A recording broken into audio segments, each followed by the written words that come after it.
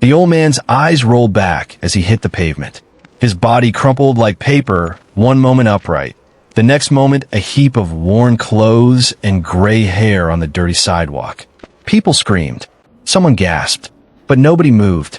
They all stood there, staring, as if the collapsed man was a piece of furniture that had fallen over, not a human being who might be dying right in front of them.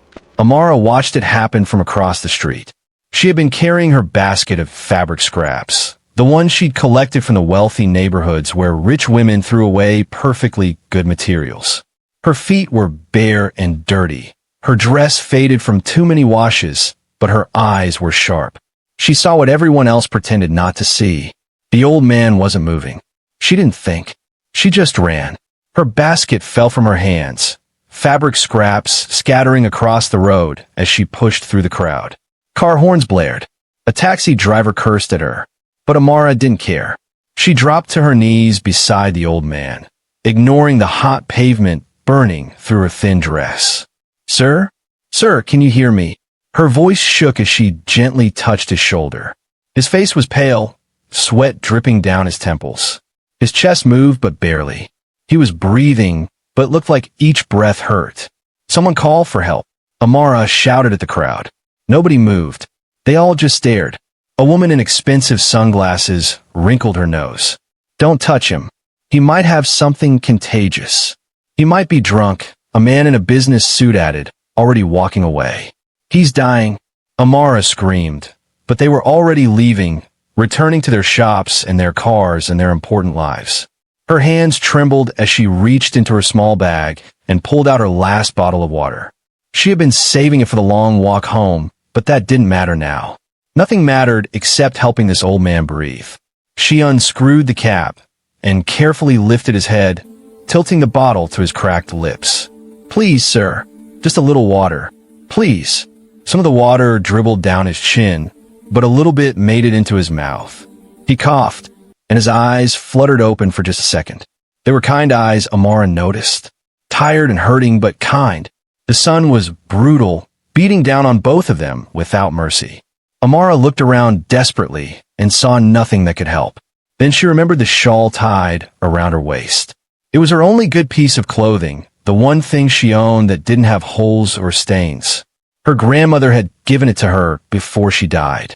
She unwrapped it and held it above the old man's face, blocking the sun. Her arms started to ache after just a few minutes, but she didn't lower them. Sweat ran down her face and stung her eyes. The pavement was so hot it felt like it was burning through her knees.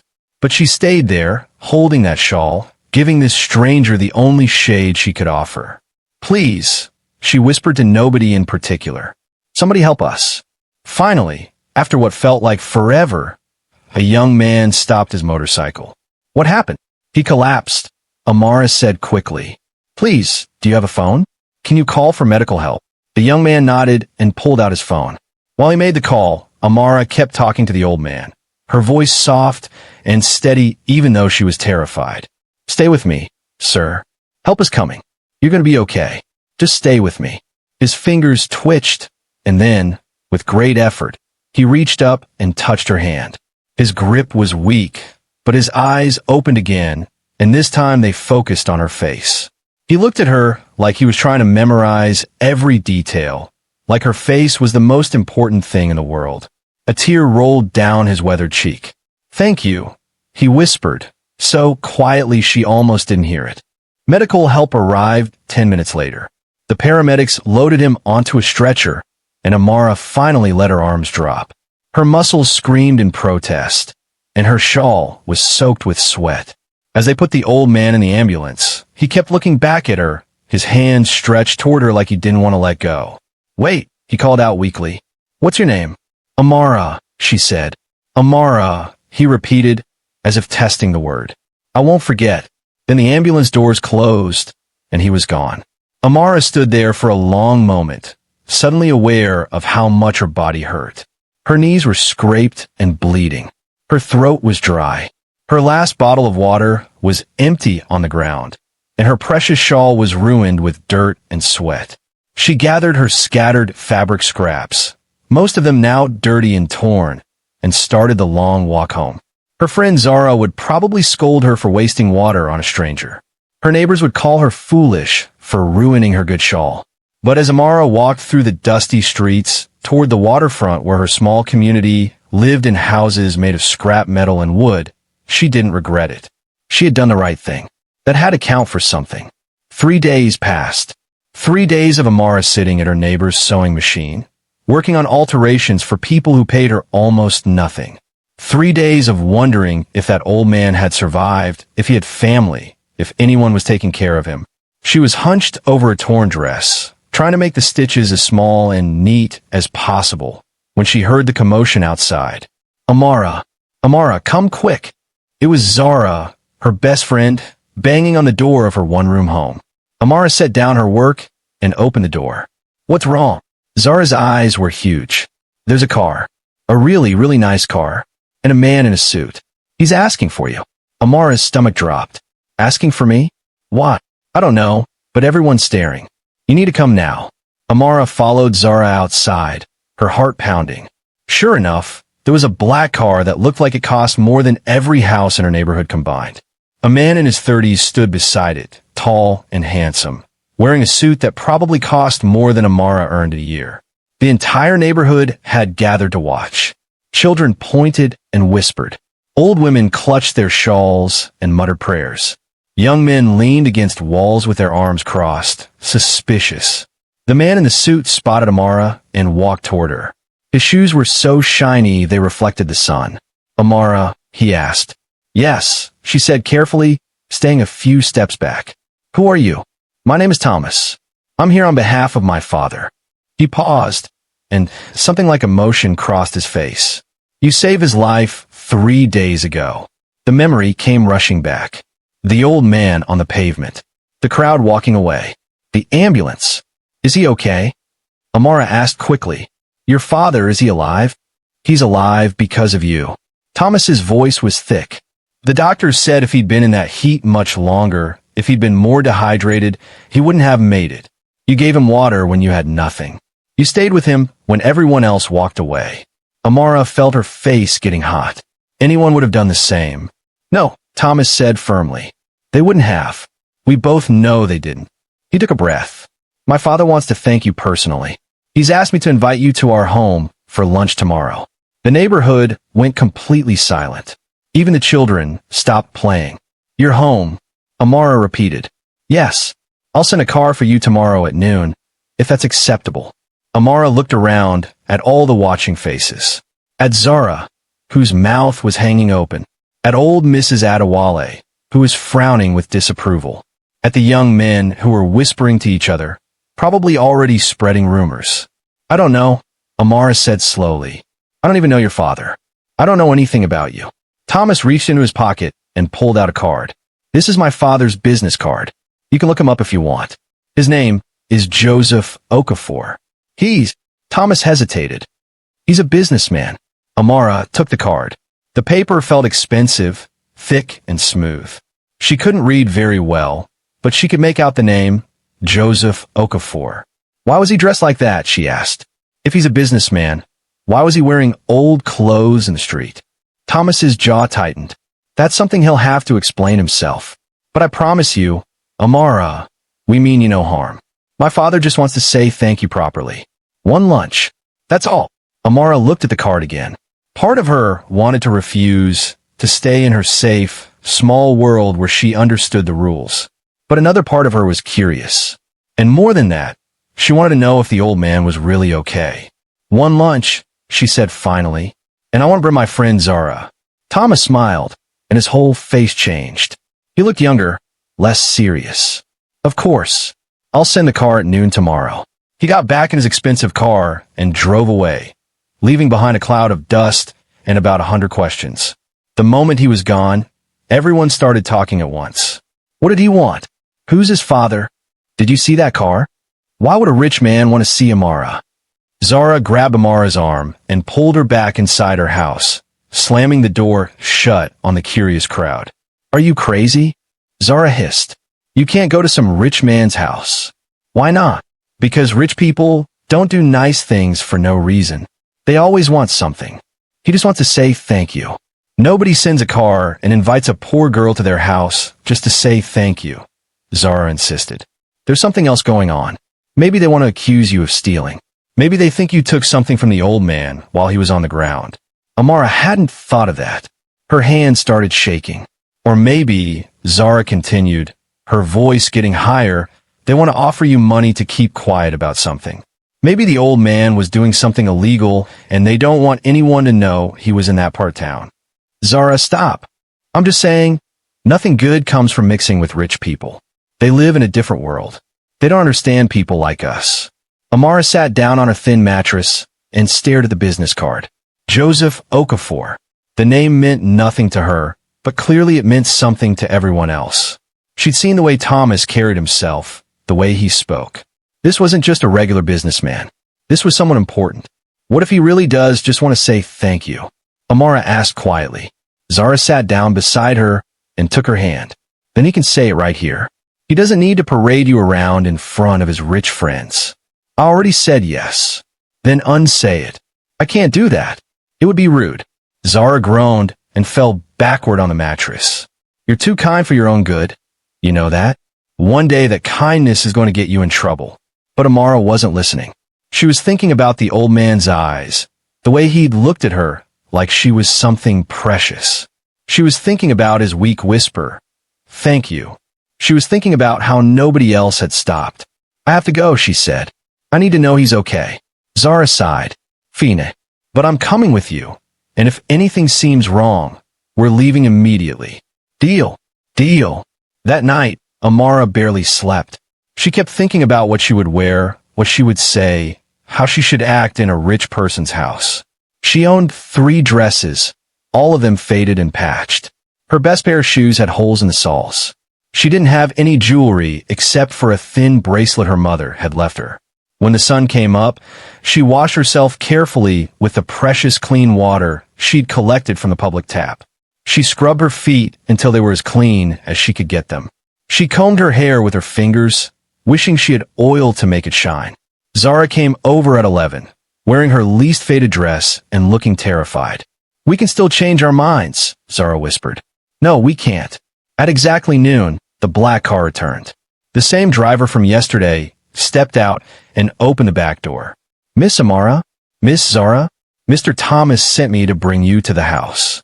The whole neighborhood was watching again. Children ran alongside the car as it pulled away. Old women shook their heads. Young men whistled and made jokes.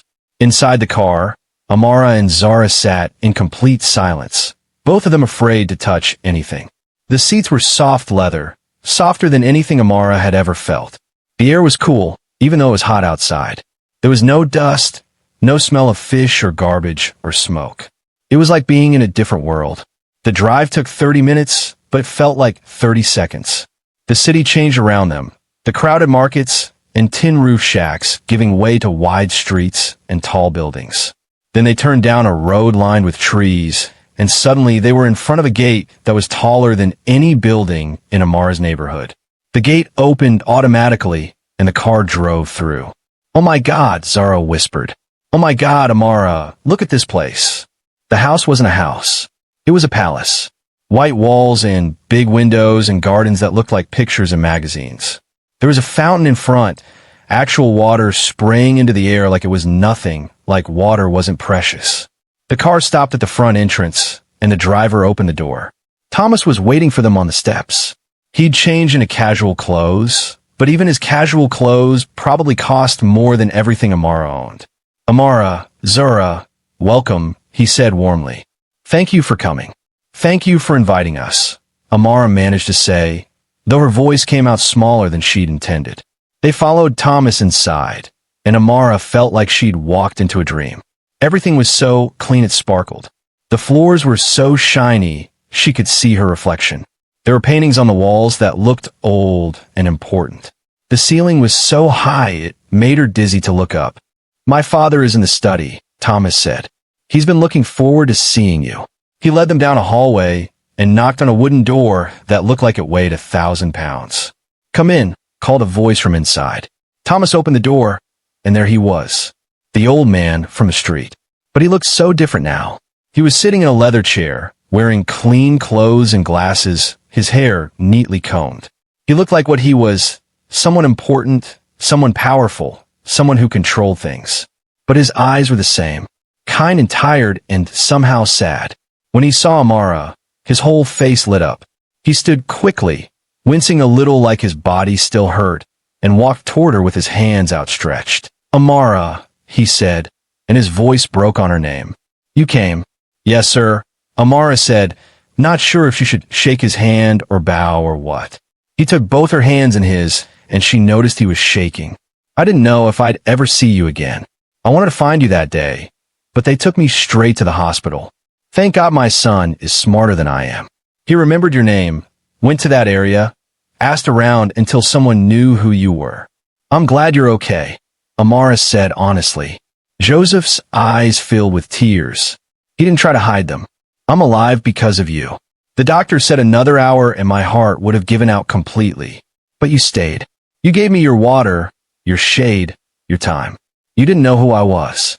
You didn't know if anyone would help you. But you stayed anyway." Amara felt Zara squeezing her hand tight.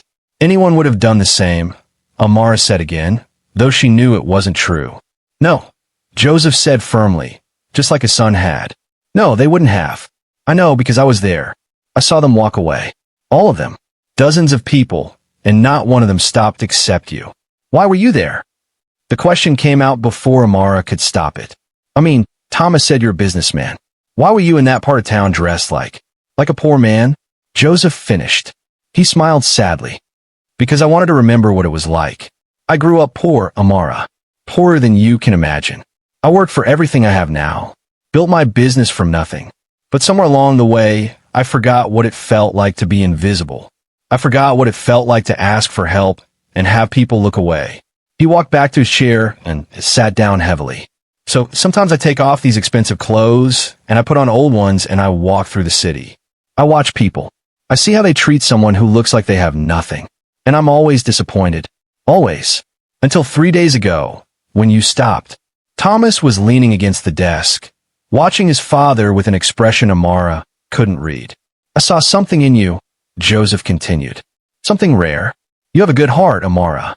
A pure heart. And I wanted to thank you properly. So please, stay for lunch. Let's show you our gratitude." Amara looked at Zara, who shrugged like she didn't know what to say either. "Okay," Amara said. "Thank you." Lunch was served in a dining room bigger than Amara's entire house. The table was long enough to seat 20 people, but it was just the four of them.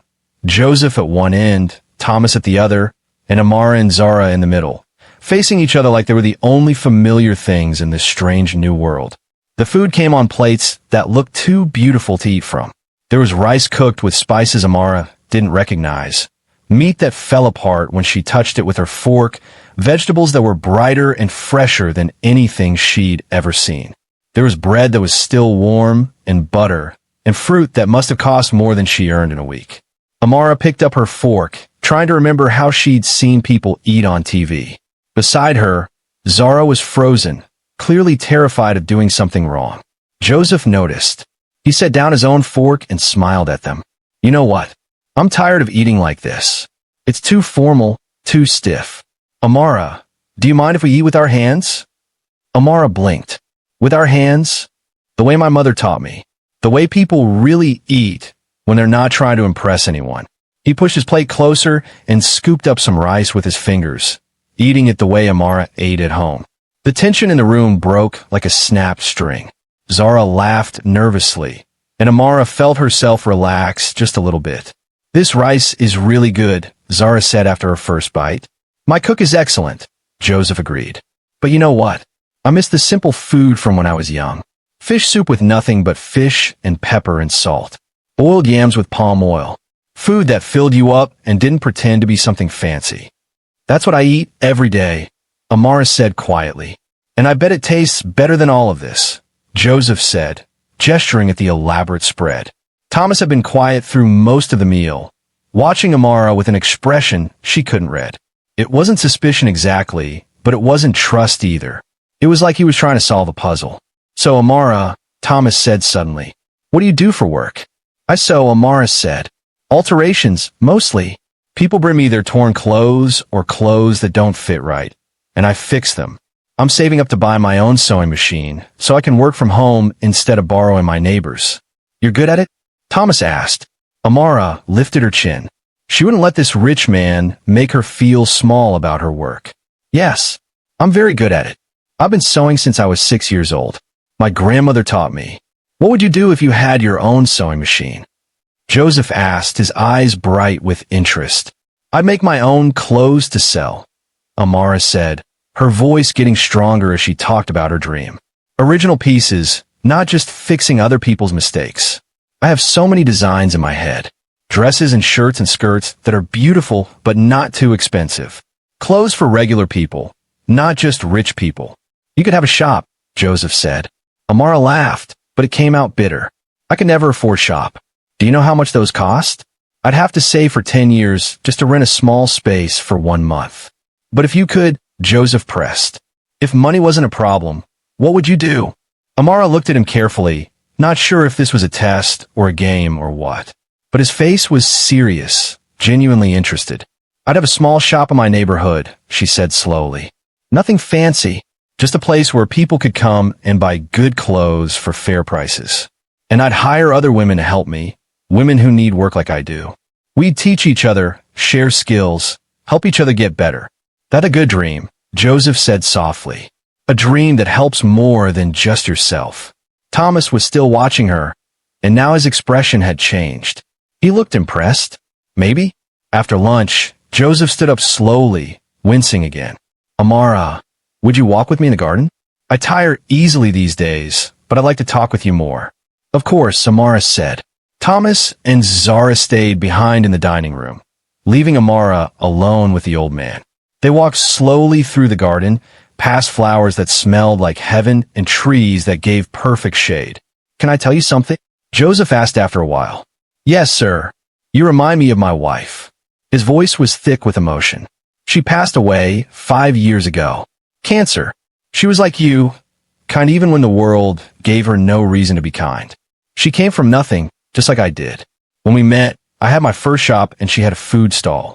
Everyone said we were crazy to try to build something together, but we did it anyway.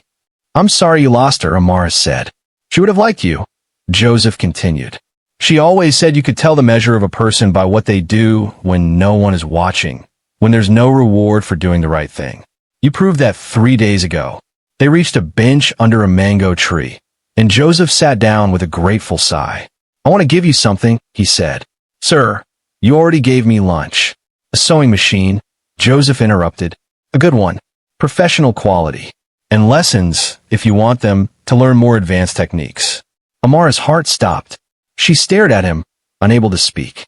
You saved my life, Joseph said simply. Let me help you build yours. I can't accept that, Amara whispered. It's too much. Why? Because you're poor and I'm rich? Because accepting help makes you uncomfortable? Joseph's voice was gentle but firm. Amara, let me tell you something. Pride is a luxury you can't afford.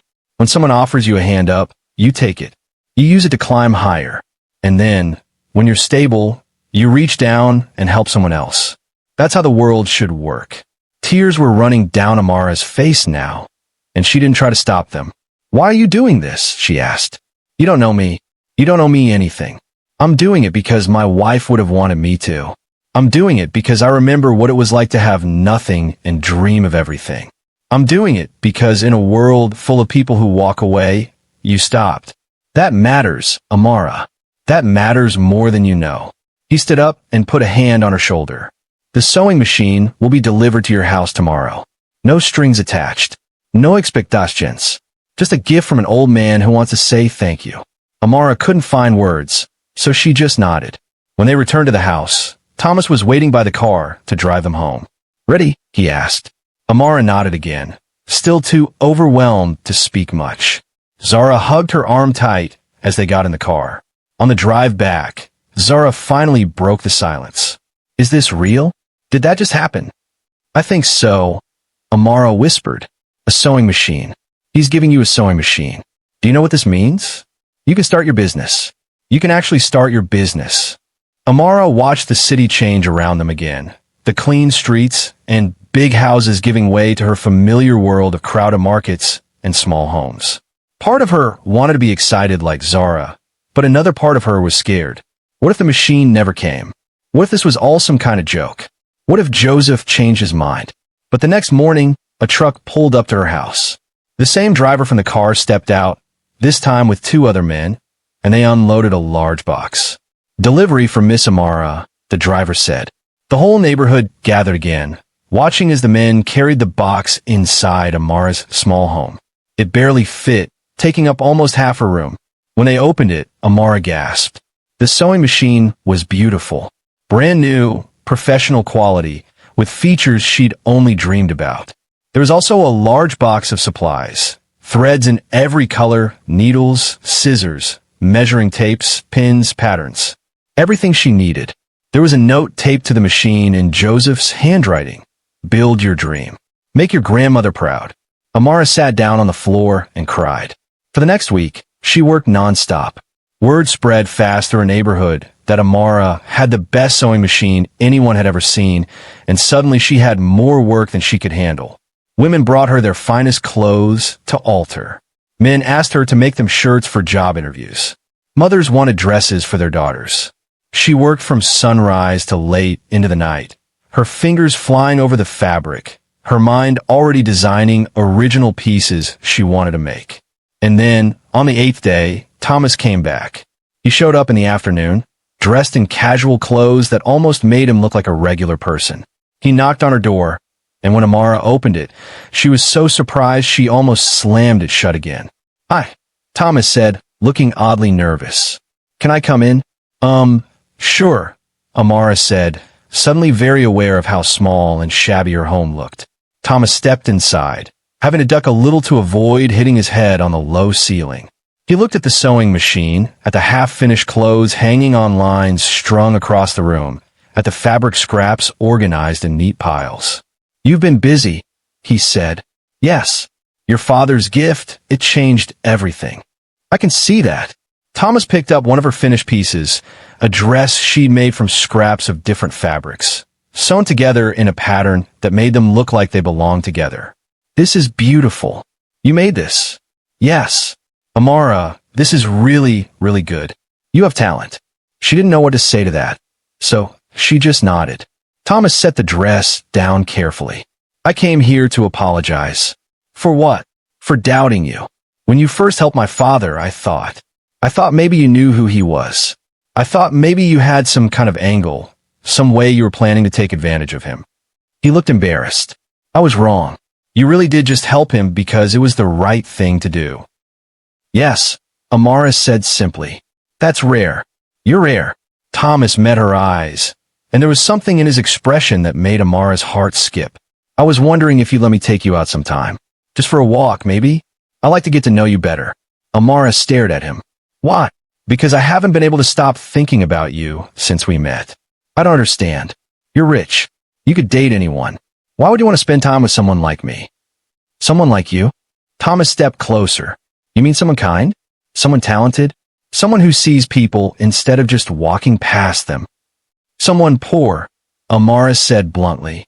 Thomas flinched. "Is that really what you think? That I care about that? Everyone cares about that." "I don't." His voice was intense now. "My mother came from nothing, just like you. My father fell in love with her anyway. They built everything together. I grew up hearing stories about how they met, how hard they worked, how people told them they were crazy for thinking they could make it. But they did." "That's different," Amara said. "Your mother." "My mother was you," Thomas interrupted. "Maybe not exactly you, but close enough. She was poor and talented and kind, and my father saw that. Just like I see it in you." Amara's head was spinning. This couldn't be real. Men like Thomas didn't fall for girls like her. That only happened in stories. "I need to think about this," she said finally. "Okay, that's fair." Thomas pulled out a card and wrote something on the back. "This is my personal number. Call me when you're ready. Or don't call me. But I hope you do." He left, and Amara stood there holding the card, feeling like her whole world had tilted sideways. Zara showed up an hour later, bursting through the door. "I heard Thomas came by. What did he want?" "He asked me out." Zara's mouth fell open. "What? Like on a date?" "I guess." And what did you say? I said I needed to think about it. Amara. Zara grabbed her shoulders. Are you crazy? Say yes. Why? So I can get my heart broken when he gets bored of playing poor. Or maybe, Zara said slowly, he actually likes you. Maybe this is real. Things like this don't happen to people like us. They just did, Zara pointed out. You got a sewing machine. That sounds awful. It is. He looked at her seriously. That's why meeting you felt so different. You didn't know who my father was. You didn't know who I was. You just saw someone who needed help. And you helped. No Anglis. No games. Just kindness. They walked to the waterfront where Amara's community was built on stilts over the water. Children played in the shallow water. Women washed clothes. Men repaired fishing nets. It smelled like fish and salt and life. This is my world, Amara said. It's not pretty or clean or fancy, but it's real. People here look out for each other. We share what little we have. Thomas watched a group of children splash in the water, their laughter echoing across the canal. It's beautiful, he said quietly. Beautiful. Amara looked at him like he was crazy. It's a slum. It's community. It's connection. It's what I've been looking for my whole life. He turned to her. Can I come back? Can I spend more time here with you? Why would you want to? Because when I'm with you, I feel like a real person instead of just a rich man's son. Amara studied his face, looking for signs of deception or pity or whatever game he might be playing. But all she saw was honesty. Okay, she said. You can come back. And he did. Thomas came back the next day, and the day after that, and the day after that. He showed up in his simple clothes and spent hours in Amara's neighborhood. He helped carry water from the public tap. He sat with the old men and listened to their stories. He played with the children.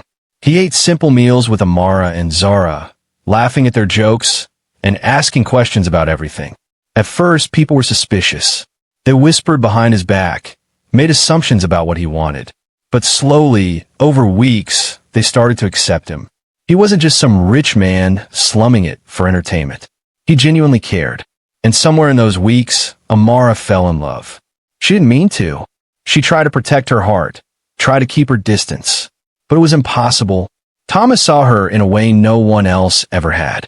He asked about her designs and actually listened to her answers. He encouraged her dreams without making them sound silly or impossible. He treated her like she mattered. One evening, they were sitting on the edge of the water, their feet dangling above the surface, watching the sun set over the city. Amara, Thomas said quietly, I need to tell you something. Her heart jumped. What? I'm falling in love with you. He said it simply, like it was the most natural thing in the world. Actually, I think I already have fallen in love with you. And I know this is complicated. I know our worlds are different. But I don't care about any of that. I just care about you.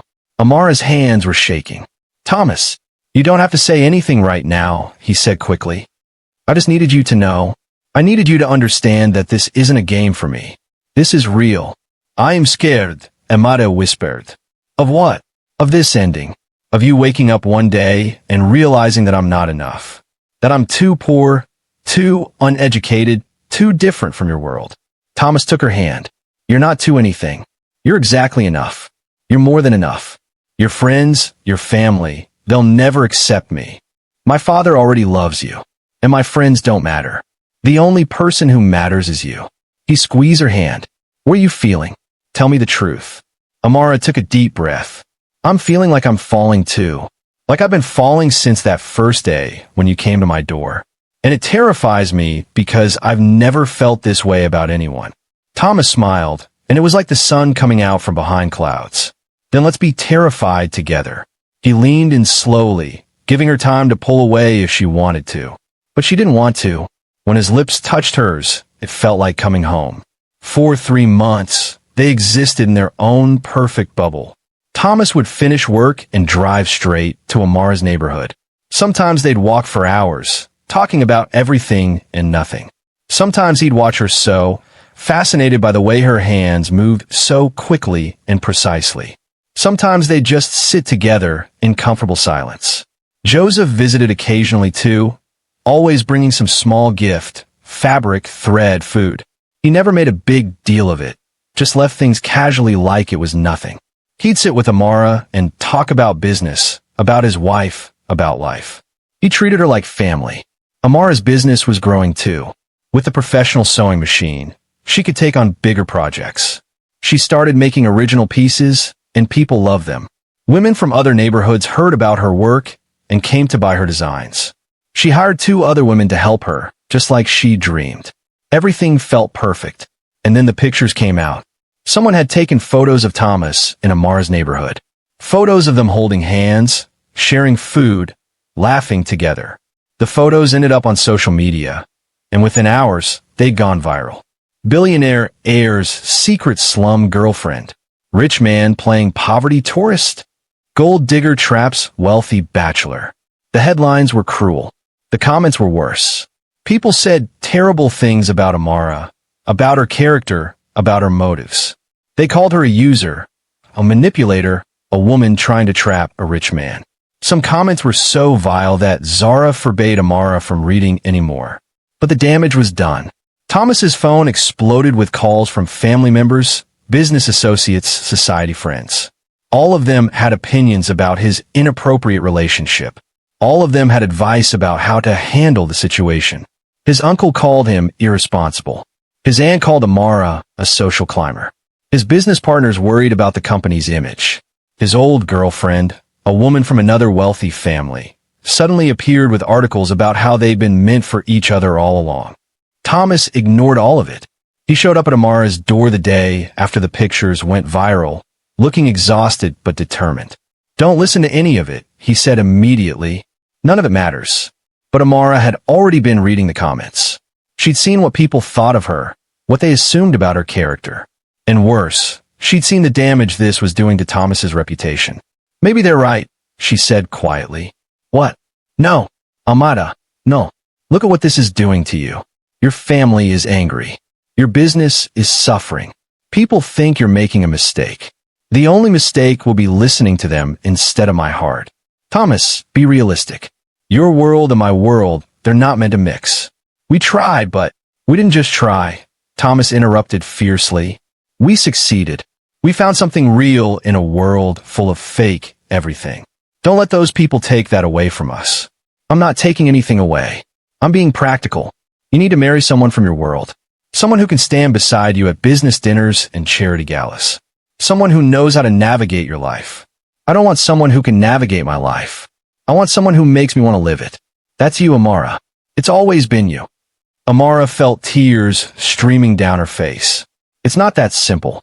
"Yes, it is. It's exactly that simple. I love you. You love me. That's all that matters. Love doesn't pay bills. Love doesn't stop people from talking. Love doesn't fix the fact that we're from completely different worlds." Thomas grabbed her shoulders gently. "My mother was from your world. My father was from mine. They made it work because they chose each other every single day, no matter what anyone said. Let me choose you, Amara. Let me keep choosing you. What if I'm not strong enough for this?" Amara whispered. "What if the pressure breaks me? Then I'll hold you together until you're strong again. That's what love is." But that night, alone in her small room, Amara couldn't stop thinking about all the comments, all the judgment, all the ways this could go wrong. She thought about Thomas's family, about the business, about everything he'd be giving up for her. And she thought about herself, about how small she'd felt looking at those headlines, about how maybe everyone was right and she was just fooling herself thinking she could fit into his world. She was still awake when her phone rang at 2 in the morning. It was Thomas. "Don't," he said as soon as she answered. "Whatever you're thinking right now, whatever spiral you're going down, don't." "How did you know I was awake?" "Because I know you. I know you're sitting there convincing yourself that everyone else is right and we're wrong. But they're not right, Amara. They're scared. They're scared of what it means when people from different worlds actually connect. They're scared of change. Don't let their fear become yours." "I'm already scared." "Good. So am I. Being scared means this matters. It means we have something worth fighting for." Amara closed her eyes. "I don't know how to fight this." "Then let me fight for both of us. Just don't give up. Please, Amara, don't give up on us." "I won't," she promised, though she wasn't sure if she was lying or not. The next few weeks were brutal. The media attention only got worse. Reporters started showing up in Amara's neighborhood, asking invasive questions, taking pictures without permission. Her neighbors were divided. Some supported her, proud that one of their own had caught the attention of a rich man. Others resented her, saying she was putting on airs, forgetting where she came from. Someone spray-painted "Gold Digger" on her door. Amara scrubbed it off and pretended it didn't hurt. Thomas tried to shield her from the worst of it, but he was dealing with his own battles. His family was putting enormous pressure on him to end the relationship. His uncle threatened to remove him from the family business. His aunt refused to speak to him. Even his father's business partners were concerned about the scandal. But Joseph stood firm. "Leave him alone," Joseph told his family at a tense dinner that Thomas recounted to Amara later. "My son has found what I found with his mother. If you can't see that, if you can't be happy for him, then you're blind." "This is different," Thomas's uncle had argued. "Your wife was different." "How?" "Because she's been dead long enough that you've forgotten she was poor too? That everyone said the same things about her that they're saying about Amara? You have short memories." But not everyone had short memories. Some people remembered Joseph's story, remembered that he'd married for love despite social pressure. Those people started defending Thomas and Amara online, sharing their own stories of love across class lines. Slowly, very slowly, the narrative began to shift. 2 months after the photos first went viral, Joseph made a decision. He called Amara and asked her to meet him at his office.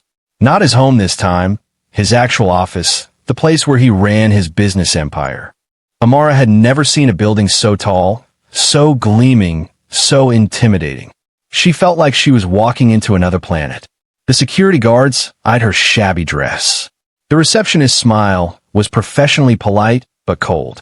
The elevator was all mirrors, reflecting back a dozen versions of Amara, looking small and out of place. Joseph's office was on the top floor. His secretary led her through a maze of desks where people in expensive suits looked up and stared. Joseph was waiting in his office, standing by the window that overlooked the entire city. "Amara," he said warmly, hugging her like always. "Thank you for coming." "Of course. Is everything okay?" "Everything is fine. Better than fine, actually. Sit down, please."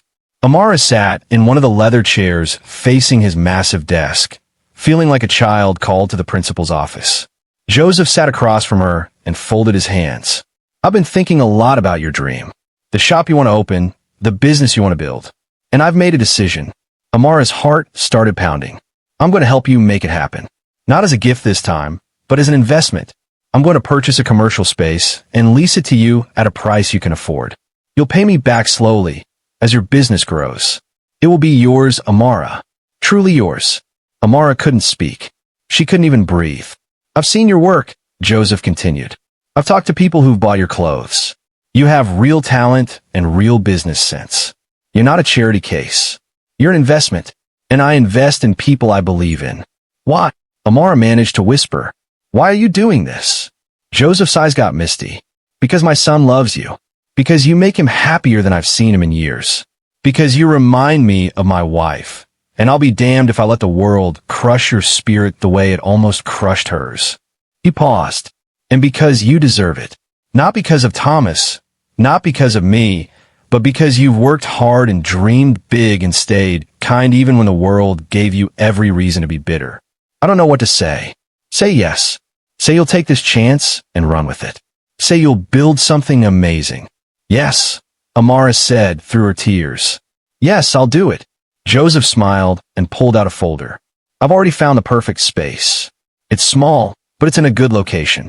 Accessible to your community, but also visible to people from other areas. The papers are ready. We just need your signature." Amara's hand shook as she signed her name on the lease agreement. It felt like signing her life, like making a promise to herself that she'd make this work no matter what. "There's one more thing," Joseph said. "This is yours regardless of what happens with Thomas. Even if you two break up tomorrow, this shop is still yours. I want you to understand that. This isn't conditional on you staying with my son. This is about you and your dreams." "Thank you," Amara whispered. "Thank you for believing in me. Thank yourself. You're the one who saved an old man's life. You're the one who worked hard and stayed humble. You're the one who gave my son a reason to remember what really matters in life. I'm just the old man who's grateful. The next 2 months were a blur of activity. Amara worked with contractors to fix up the shop. She designed every detail herself, making it simple and welcoming. She painted the walls herself, with help from Zara and some neighbors. She built shelves from recycled wood. She hung curtains she'd sewn by hand. Thomas was there every day, helping however he could. He painted walls, moved furniture, hammered nails. He got paint in his hair and sawdust on his expensive clothes, and he was happier than Amara had ever seen him. The grand opening was scheduled for a Saturday. Amara had been working non-stop for days, finishing inventory, arranging displays, making sure everything was perfect. On Friday night, the night before the opening, Thomas showed up at the shop with takeout food and a serious expression. "We need to talk," he said. Amara's stomach dropped. Those 4 words never meant anything good. They sat on the floor of her new shop, surrounded by racks of her handmade clothes, eating from paper containers. "The media storm hasn't completely died down," Thomas said. "There are still people who think you're using me. There are still people who think I'm making a mistake. And honestly, it's probably not going to stop anytime soon." "I know," Amara said quietly. "I need you to know what you're signing up for. If you stay with me, this is your life now. Cameras, questions, judgment, people analyzing everything you wear, everything you say, everything you do. It's not fair, but it's reality. Are you trying to break up with me?" "What? No. God, no." Thomas set down his food and took her hands. "I'm trying to make sure you understand what you're getting into. Because I'm about to ask you something, and I need you to say yes with full knowledge of what it means." Amara's heart started racing. Thomas reached into his pocket and pulled out a small box. "Oh my God," Amara breathed. "Amara, I love you. I've loved you since the day you let me into your world and show me what real life looks like. You've made me a better person. You've given me purpose beyond just running a business and making money. You've shown me what actually matters." He opened the box. Inside was a ring, simple and beautiful, with a single small diamond. "I know this is fast.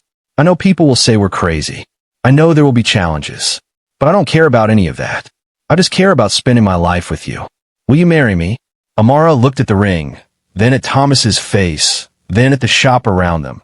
Her shop, the dream she'd built with her own hands and hard work, with support from people who believed in her. She thought about the old man on the street, about the choice she'd made to stop when everyone else walked away. She thought about how that one moment of kindness had changed her entire life. She thought about how scared she'd been, how many times she'd wanted to run away, how many times she'd told herself this couldn't be real. But it was real. All of it. The love, the shop, the future stretching out in front of her, full of possibility. "Yes," she said. "Yes, I'll marry you." Thomas's face lit up like fireworks. He slipped a ring on her finger and kissed her, and Amara felt like she was floating.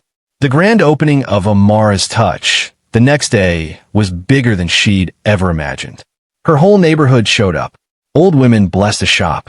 Children ran around excitedly. Men shook Thomas's hand and welcomed him into their community. Joseph arrived with flowers and tears in his eyes. "Your grandmother would be so proud," he told Amara. "My wife will be so proud. I'm so proud." Reporters came too, but this time the story was different.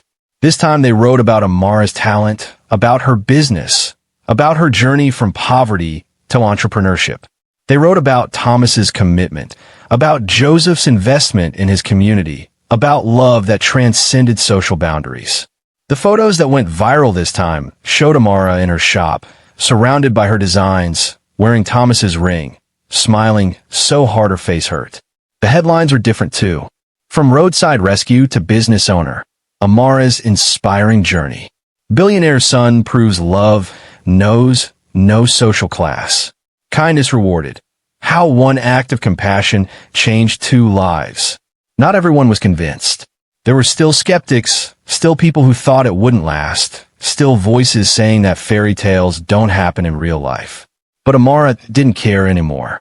She learned that you can't control what people think or say. You can only control your own actions, your own choices, your own heart. And her heart had chosen Thomas, just like his heart had chosen her.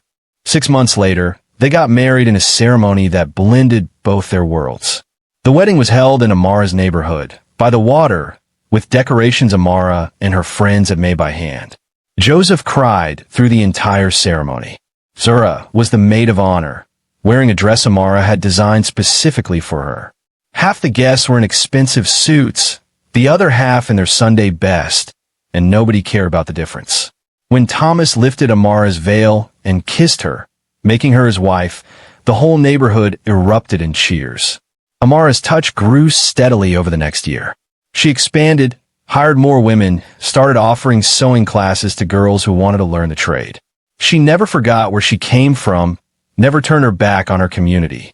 Even as her business grew and she made more money, she kept her prices fair and her door open to everyone. Thomas left his father's business to start his own company focused on social entrepreneurship, funding small businesses in underserved communities.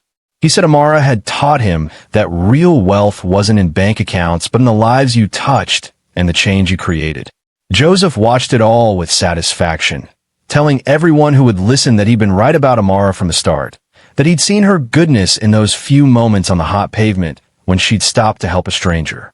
3 years after that scorching afternoon, when an old man collapsed on the street, Amara stood in her shop, which had expanded to 3 locations now, and watched her employees train a new group of young women in sewing techniques. Thomas came in carrying their 6-month-old daughter, and Amara's heart swelled so big she thought it might burst. "How's work going?" Thomas asked, kissing her cheek. "Good. Great, actually. We just got an order from a boutique in the city center.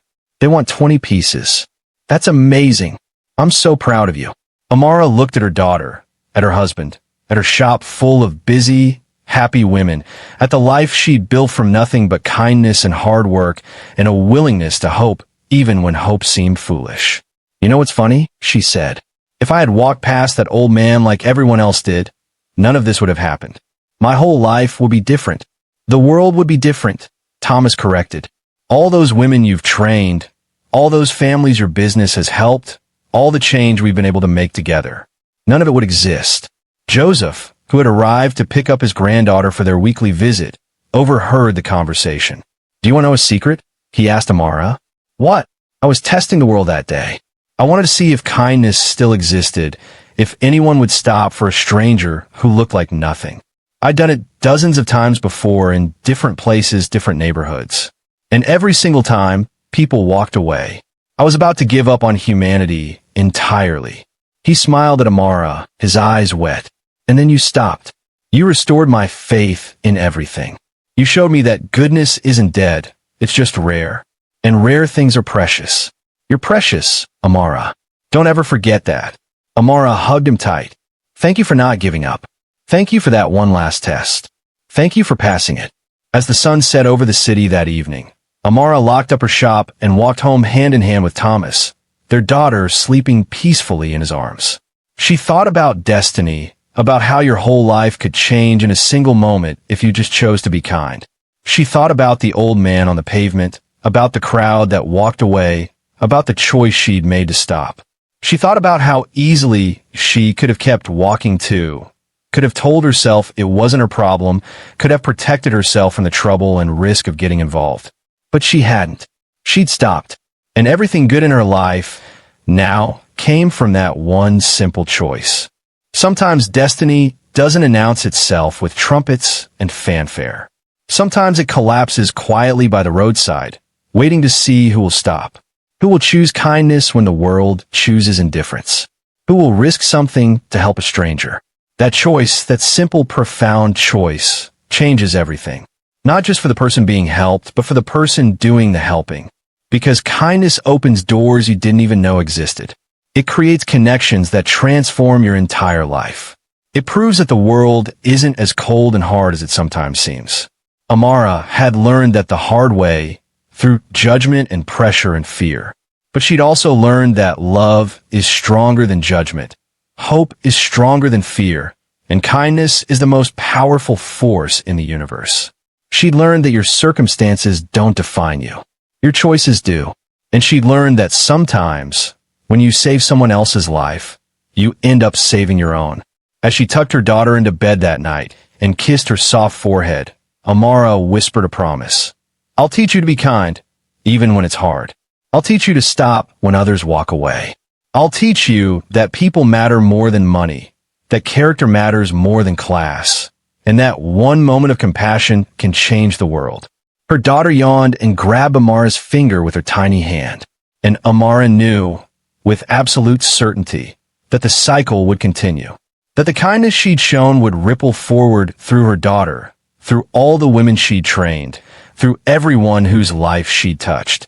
One act of kindness, spreading outward like rings in water, changing everything it touched. That was the real fairy tale. Not the prince, or the money, or the big wedding. The real magic was in choosing to be good when you didn't have to be. In stopping when everyone else walked away. In believing that one person could make a difference. Because one person could. One person did. Thanks for watching. If you enjoyed this story, please subscribe to this channel and tell us where you are watching from. Have a wonderful day.